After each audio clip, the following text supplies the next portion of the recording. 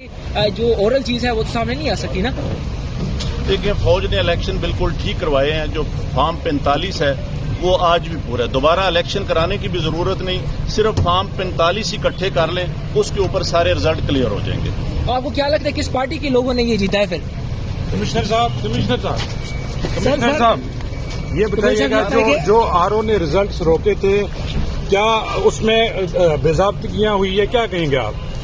بالکل باضابطگیاں تو چھوٹا لفظ ہے. جو یہاں پہ ہوا ہے کہ جو لوگ آزاد امیدوار 70-80 ہزار کی لیڈ سے جیت رہے تھے, ہم نے ان کو ہروایا ہے اور ان کے اوپر جعلی مورے لگا کے سب کو ہروایا.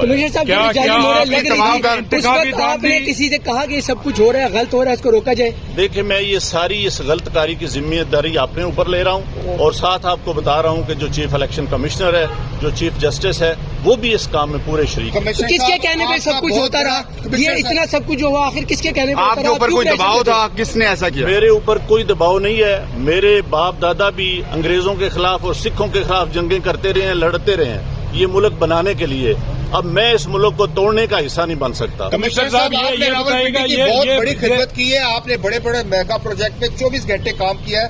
یہ بتائیے گا کہ آپ کو کمشنر چیف الیکشن کمیشن دباؤ میں لا رہا تھا کہ یہ کریں سارے کام, لوگ جیتوں کو آپ نے ہرایا, آپ کو نیند کیسے آتی رہی, کس طرح آپ کا ضمیر جاگ گیا؟ دیکھیں میں نے راولپنڈی کے لیے 16 گھنٹے کام کیا ہے. میں نے یہاں رنگ روڈ بنایا ہے, ددوچا ڈیم بنایا ہے, ہولی فیملی ہاسپٹل بنایا ہے, جم خانہ بنایا ہے, میں نے لاری اڈے بنائے ہیں, مزدوروں کے لیے سینٹر بنائے ہیں, منشیات کے اڈے سینٹر بنائے ہیں.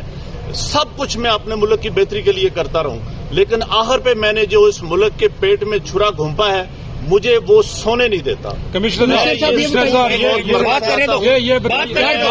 جو میں نے ظلم کیا ہے مجھے اس کی سزا ملنی چاہیے, اور باقی بھی اس ظلم میں جو لوگ شامل ہیں ان کو بھی.